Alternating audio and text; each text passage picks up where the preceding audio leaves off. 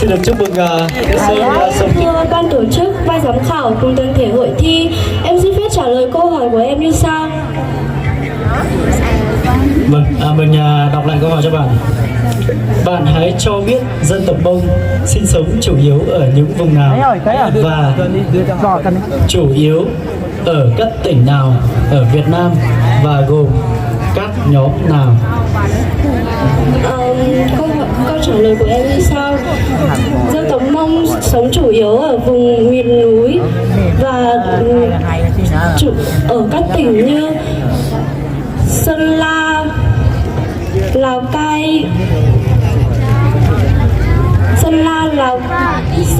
Lào Cai, Tuyên Quang,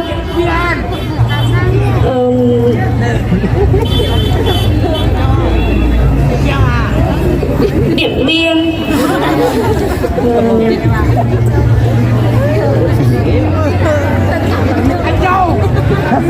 Lai Châu. Đề nghị khán giả đừng có cái nhắc nhá. Gồm 5 nhóm Mông như là Mông Đô, Mông Lành, Mông Si, Mông Dua và Mông Trắng. Là Mông Trắng ạ. Dạ vâng, bạn hãy thật tự tin và bình tĩnh ạ. Ban giám khảo đề nghị khán giả chúng ta trật tự ạ. Trả lời nốt. Còn nữa trả lời nữa. Sẽ còn nghi. Mời bạn tiếp tục câu trả lời của mình. Đưa cho nó cần đi cái ạ, đưa cho nó cần xem nó còn nhớ cái gì không.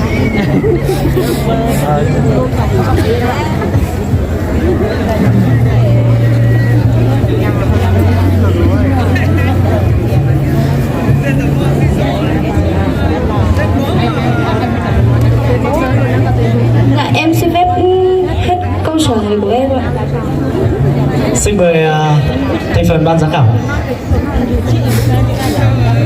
Ban giám khảo muốn hỏi bạn một câu hỏi như sau là: bạn hãy cho biết huyện Vân Hồ của mình gồm có những dân tộc Mông nào? Em xin phép, lần đầu tiên thì em xin cảm ơn câu hỏi của ban giám khảo và em xin trả lời câu hỏi của em như sau là huyện Vân Hồ mình gồm Mông Đô, Mông Lành, Mông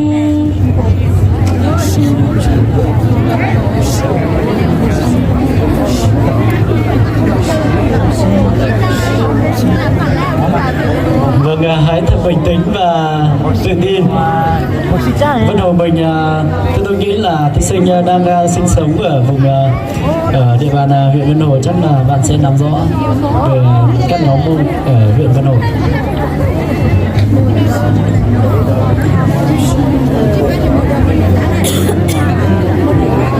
Em ơi. Em sẽ đưa người yêu em. Đây người yêu em đầu tư.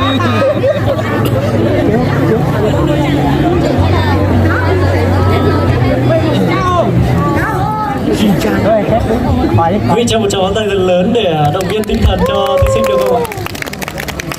Để cho bạn có thể sâu hơn. Vâng. Có một bao video huyện Vân Hồ nó một bị trồng mông, mùa trồng mông cho chị hay mông cho chị sư. Cháu có những câu hỏi con nữa của